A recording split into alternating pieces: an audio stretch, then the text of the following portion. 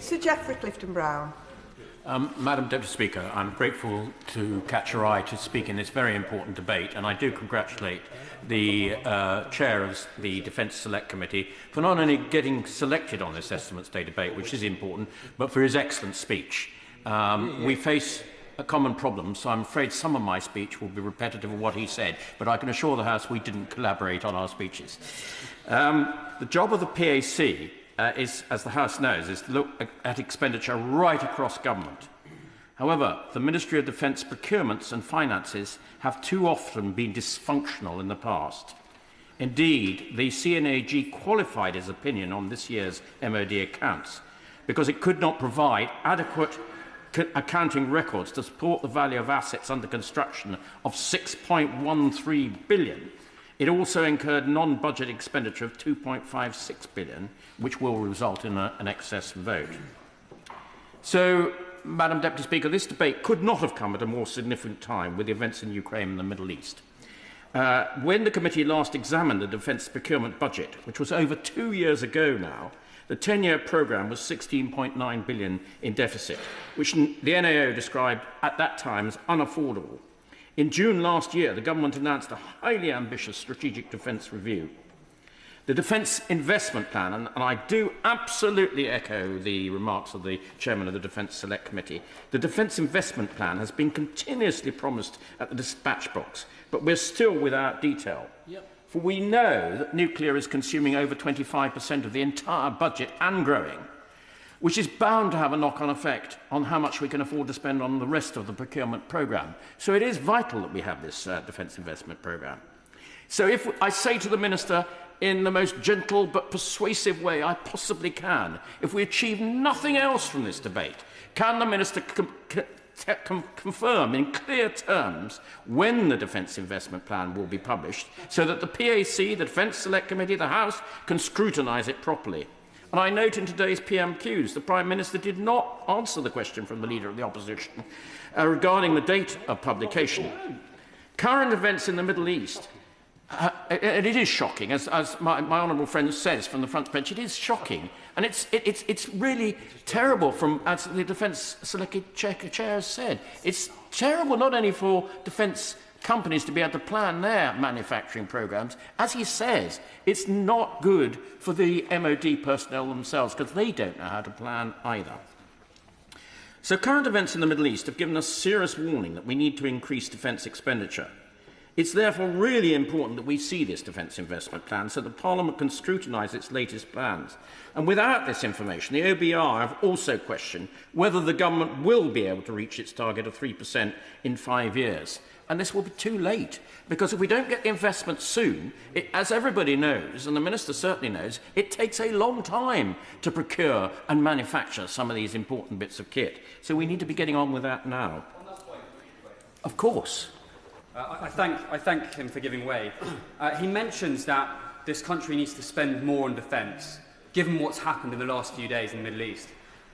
But would he also agree with me that this country needs to spend differently on defence and start buying or making capabilities that can take down drones that don't cost the British taxpayer millions and millions of pounds when the drones cost barely tens of thousands of pounds?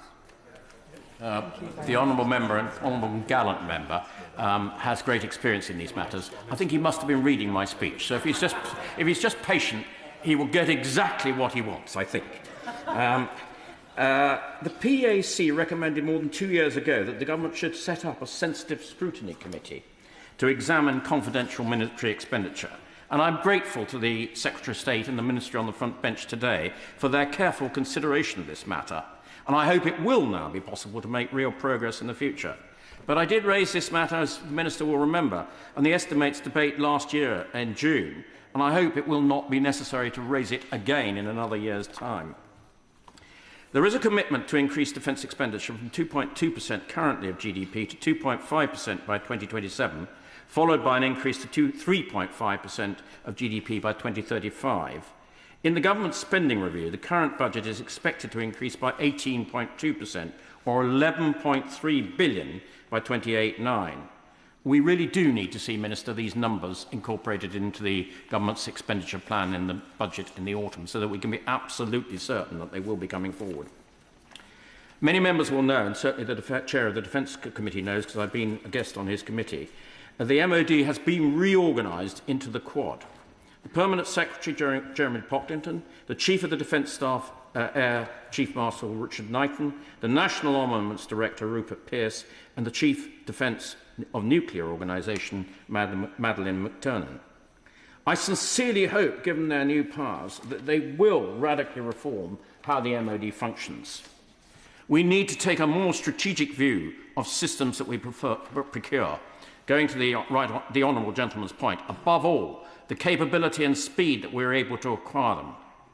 Why is it, I say to the Minister, that the Japanese can procure their version of the highly sophisticated Type 26 frigate, a Mogami class, in a third of the time that we do? And the consequence of that is that the Australians have just struck a deal for £10 billion to purchase these ships from the Japanese. Why is it that the Israelis can procure their military equipment with just 1,000 people, yet our procurement body, DE&S, employs 12,500 people?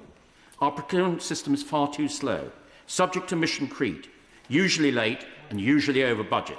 And as the chair of the Defence Committee has said, Ajax is a classic example of all of these problems. We need to learn those lessons, move on and make sure it doesn't happen in future. Last week, as the Honourable Member for Oldham East, who's not in his place now, he's joined a group of 20 MPs that visited Ukraine. We were all in air raid shelters several times during our visit in Odessa and Kiev. One night, the Russians fired 290 drones. 220 were destroyed, but 70 got through, causing significant amount of damage and a few injuries and deaths, fatalities as well. Ukraine's technology and digital capability in tracking and destroying these drones is some of the most sophisticated in the world. The drone operators' experiences are directly and rapidly informing their procurement decisions. The Ukrainians are able to change the specification of their drones within a week, and I would suggest that that would probably take us some months to do the same thing. One of the top Ukrainian military experts told us that the future of warfare was following three domains: drones, cyber-electric, and space. Now, I think, hearing those words, some of our capabilities in those areas really need bolstering pretty rapidly. We and NATO need to learn the lessons from what's emerging from the war in Ukraine. Without being too specific, there are severe gaps in NATO's anti-drones technology. They also made the telling point that modern main battle tanks, costing anywhere between £4 and £9 billion per unit, but they can be destroyed by a swarm of drones costing less than $20,000 each. They say that tanks are effectively redundant. The Ukrainians inform us that 80% of their kills are as a result of drone strikes.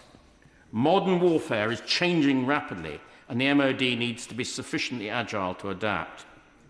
The recent activity in Cyprus and other lessons learnt from the conflict in Ukraine and ongoing war in the Middle East, we need to invest in comprehensive counter-drone systems training across our armed forces.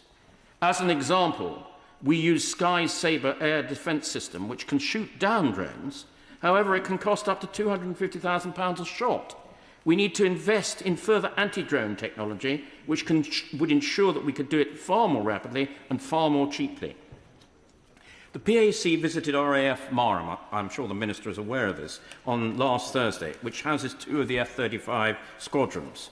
The three main takeaways I have from that visit, all of which stem from a lack of urgency to be ready for war in General Walker's 3-year timescale, are: firstly, that our servicemen need urgent upgrading of their accommodation.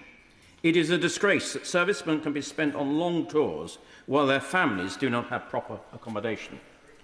Secondly, this has an effect on retention.